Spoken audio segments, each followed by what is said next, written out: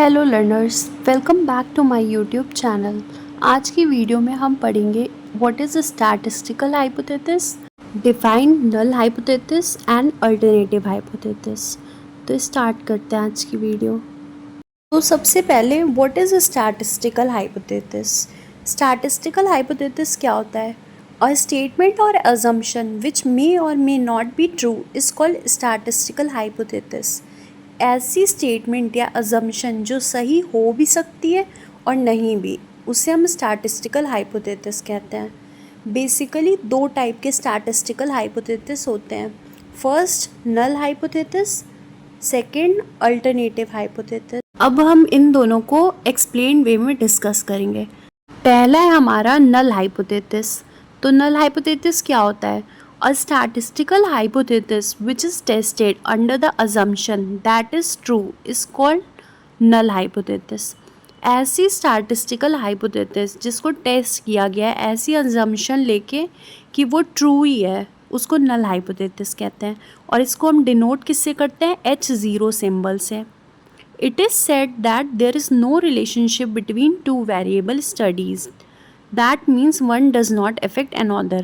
ये कहा जाता है कि कोई भी हम दो वेरिएबल जिसको स्टडी करें उनके बीच में कोई रिलेशनशिप नहीं होगा।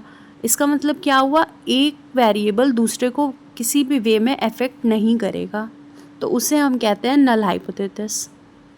For example, there is no relationship between student attendance and result. कोई भी रिलेशनशिप नहीं होता है स्टूडेंट के अटेंडेंस में या उसके रिज़ल्ट में। इन दोनों सेपरेट चीज़ें हैं, ये दोनों एक दूसरे से कुछ भी रिलेट नहीं करती हैं, तो इससे हम क्या कहेंगे? Null hypothesis. Second, alternative hypothesis. Alternative hypothesis is complementary to null hypothesis. It is accepted if null hypothesis is rejected.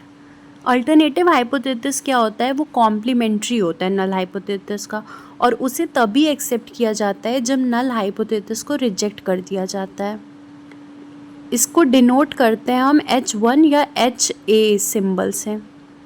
If proposes a cause and effect relationship between two variable. Alternative hypothesis क्या होता है? Propose करता है, मतलब show करता है cause और effect relationship दो वेरिएबल के बीच में। For example, lack of sleep leads to lack of attention. Lack of attention leads to lack of performance. जैसे अगर हमारी नींद नहीं पूरी हुई होगी तो उससे क्या होगा? हम अटेंटिव नहीं रह पाएंगे, और अगर हम अटेंटिव नहीं रहेंगे तो हमारी परफॉर्मेंस अच्छी नहीं होगी। तो ये पूरा क्या हुआ? कॉज और इफेक्ट रिलेशनशिप हो गया। ये कारण बता रहा है हमारी परफॉर्मेंस की कमी का, और उसका मतलब क्या इफ़ेक्ट पड़ रहा है वो भी।